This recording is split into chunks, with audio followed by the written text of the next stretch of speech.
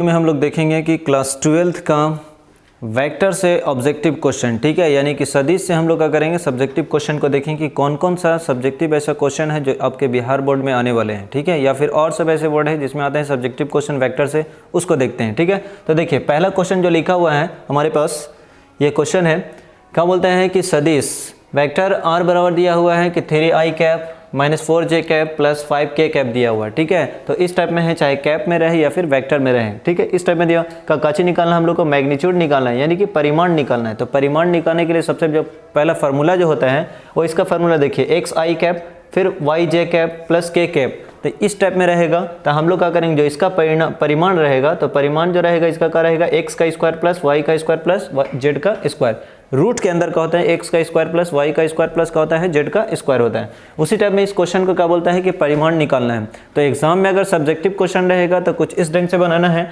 अगर objective question रहेगा तो इजी वे में उसको सॉल्व कर देना है, सिर्फ करना कुछ नहीं, उसका स्क्वायर करना है और जोड़ देना है, ठीक है। स्क्वायर करके क्या करना है, जोड़ना है।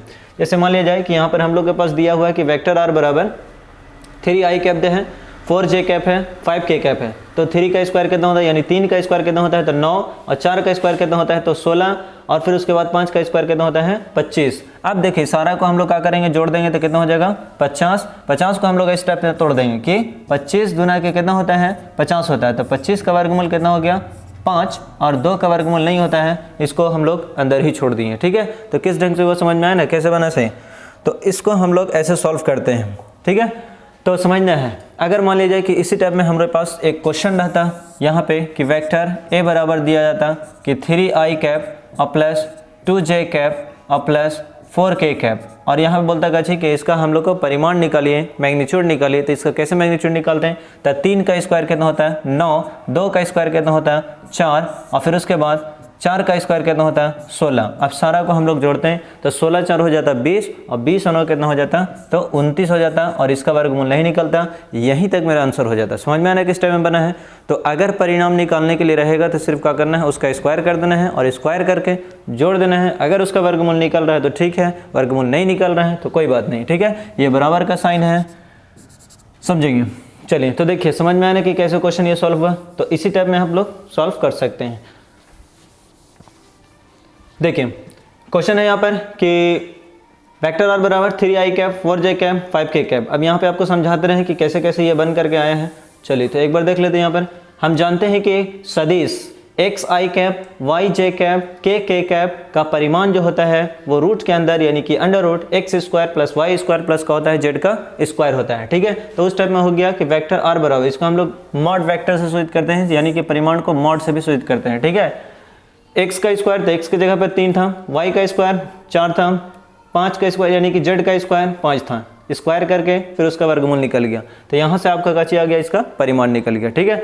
चलिए इसी टाइप में और भी क्वेश्चन है। जैसे मान लिया जाए कि इसका हम लोग को निकालना रहे, देखिए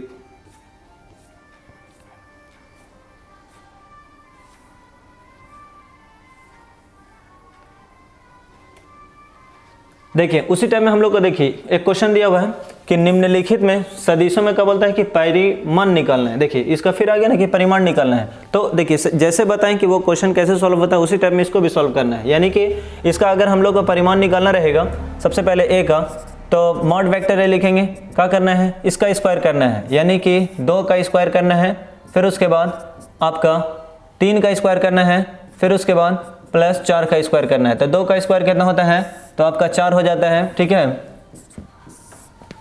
2 का स्क्वायर 4 हो गया, 3 का स्क्वायर 9 हो गया, और 4 का स्क्वायर कितना हो गया 16। अब 16 9 कितना हो जाता है 25, अब 25 और 4 कितना हो जाता है आपका 29 हो जाता है। तो ये आपका आंसर हो गया, आपका 29 हो गया। समझ में आना किस टाइप में हुआ।